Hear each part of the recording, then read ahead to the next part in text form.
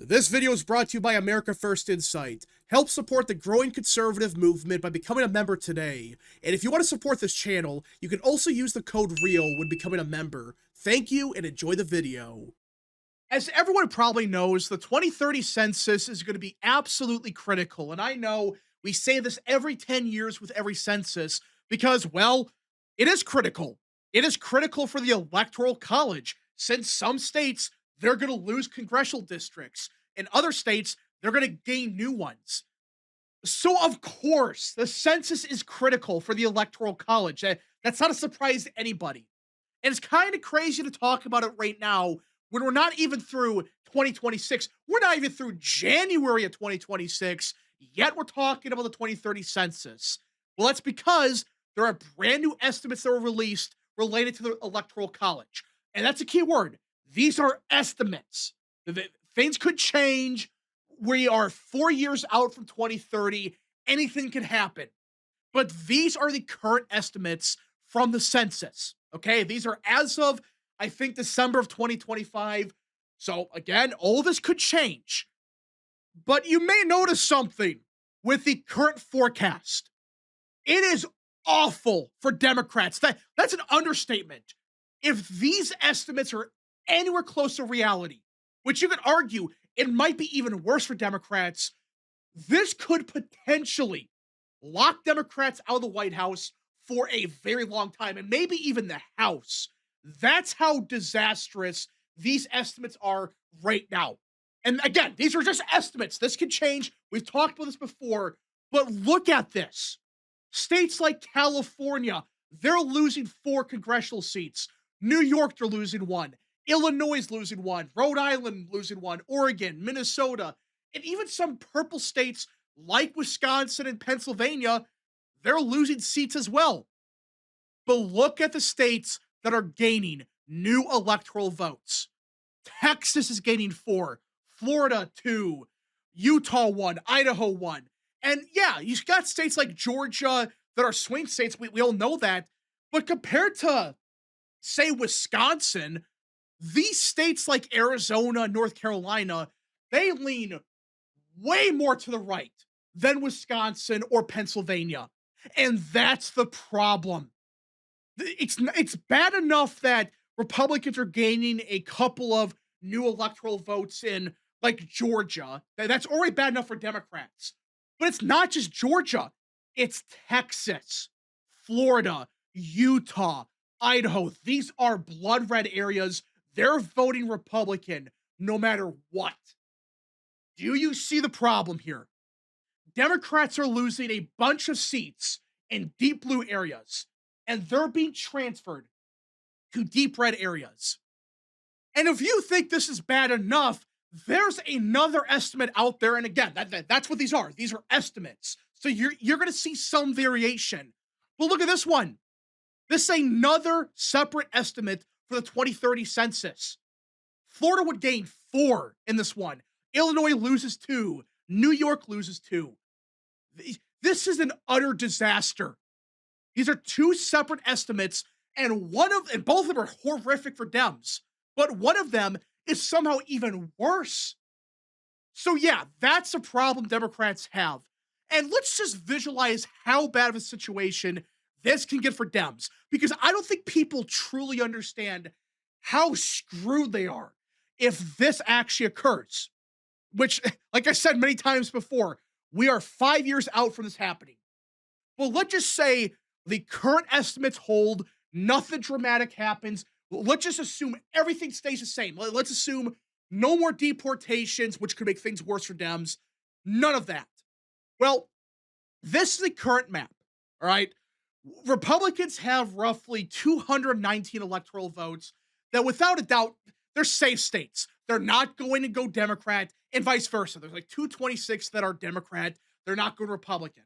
And you can argue places like North Carolina, but you get the point. So, under the current map, Republicans need 51 electoral votes. Now, theoretically, the easiest pathway with the least amount of headaches would be Georgia, North Carolina, and Pennsylvania. This is by far, at least on paper, you would argue this is the easiest pathway for Republicans to the White House. They win these 3 states.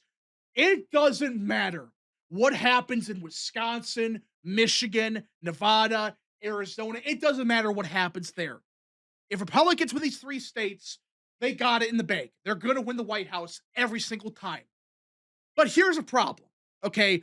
North Carolina is by far the most Republican state of these 3. So you could argue right now it starts off leaning to the right, okay? That's really without not much of a debate there. Voter registration still looks awful for Democrats.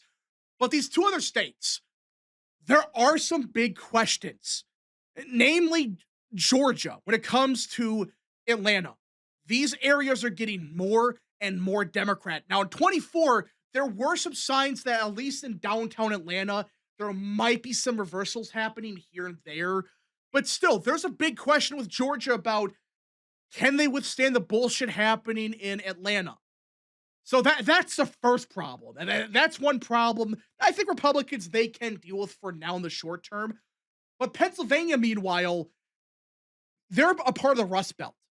And there are some serious questions about these Trump voters in Pennsylvania, Michigan, Wisconsin, and will they vote for a Republican not named Trump? Maybe with Vance, it's a different story. I think it is going to be a different story because Vance, he will appeal to the same voters. You could argue even to more voters, but still, that is a serious question. And in recent months, there's been a slight reversal in trends in Pennsylvania for voter registration, which is a cause for concern a little, but not as bad as some people are claiming. Some of it is because Philly's doing their shit again, but still, there are some concerning numbers coming out of Pennsylvania recently. And Pennsylvania still has a lot of statewide Democrats, like Josh Shapiro. They basically have every single statewide position. Yes, we have McCormick, but that's really it. And like Stacey Garrity. Outside of that, it's still a lot of Democrats statewide. So they still kind of lean to the left. So do you see the problem here? Like Georgia, it still leans to the right a little bit. You could argue maybe with Atlanta becoming more Democratic can be a concern, but still, it does right now lean slightly to the right. Again, we'll see what happens the next couple of years, but you still got that. Well, Pennsylvania, though, there are some questions. It really is a 50-50 swing state. So if Democrats win Pennsylvania, well, the Republicans have a problem here. Because that scenario, they're probably not winning Wisconsin, and they're probably not winning Michigan. And there you go. Democrats are at 270. So even if Republicans, they win Arizona, Nevada, the 2 other states that do lean to the right, but even if they win those 2 other states out west, look at that. Republicans would be screwed. Now, you could argue maybe Nebraska does something, they change their system, or they just redraw the maps. Maybe that happens. You do get the 269. But still, like in that scenario, like you need Nebraska to grow half a brain. So that's the issue. Republicans, they have to win Pennsylvania. If they don't, they're screwed. Because Pennsylvania so far is looking to be the most Republican state of the big 3 in the Rust Belt, in Wisconsin, Michigan, and Pennsylvania. It's looking to be the most friendly to the GOP.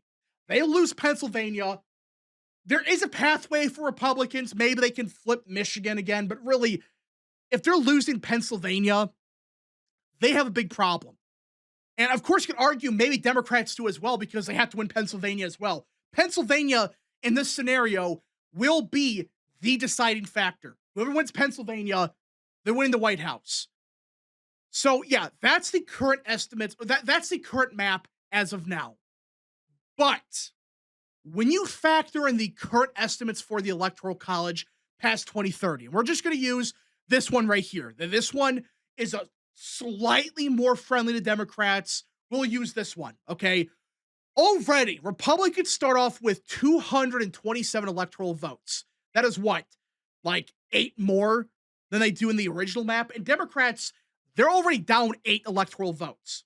So already Republicans, they have a easier pathway to winning. They already start off with an advantage. Instead of losing these safe electoral votes, they're actually up by 10. They would be down by, what is it, 6.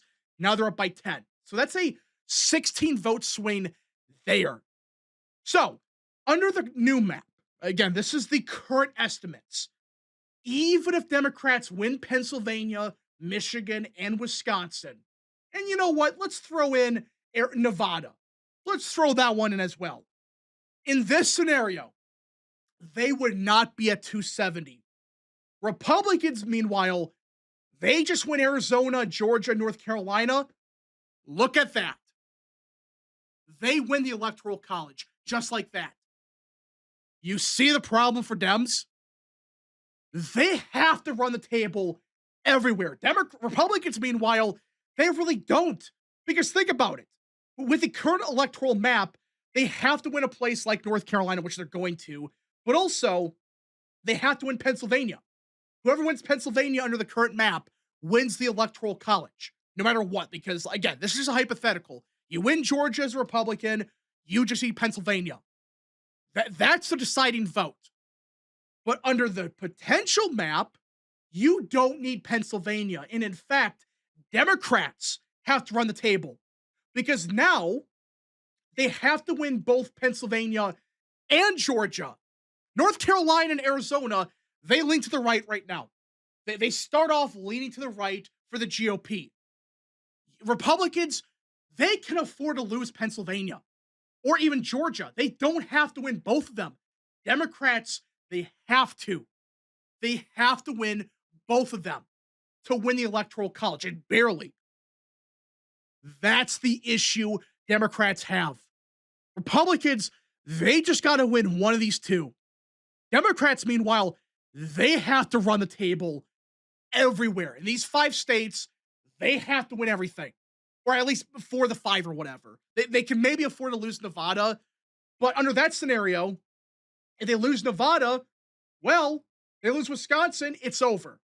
So that's another pathway the Republicans now have that they can actually use. So that's the problem. The math is looking horrific for Dems. They have to run the table under the new map. Under the current map, it's really just Pennsylvania. You win Pennsylvania, you win the election 90% of the time. There could be differences, but 90% of the time, you win. All right. And again, we got Nebraska's second to be Democrat here. But point is, you get the point that Democrats, they don't want this to happen. They don't want this map for that reason, because they would be screwed in the Electoral College for a long time. And that's assuming Republicans don't start winning Pennsylvania by a big margin. If they start winning Pennsylvania by decent margins, it's over. Like the ship has sailed for Dems. They're not going to be the White House for a long time because at that point, Republicans are 270 already. So if Georgia flips Democrat for good, it doesn't really matter. That's the issue. And you go even further. Look at this. This is the other one that gives Republicans 4 seats in Florida instead of 2. They start at 229. Republicans, this map, 227. So they're already up plus 14 over Dems. And it may not sound like a lot, like only 2 extra seats. Well, guess what? In this scenario, you don't need Wisconsin, Michigan, Georgia, or Arizona to win.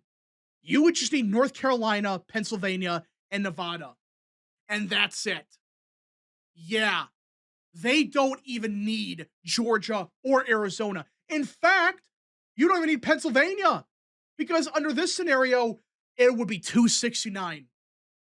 It would be even. It would go to the House and Republicans would win. This is the issue Democrats have.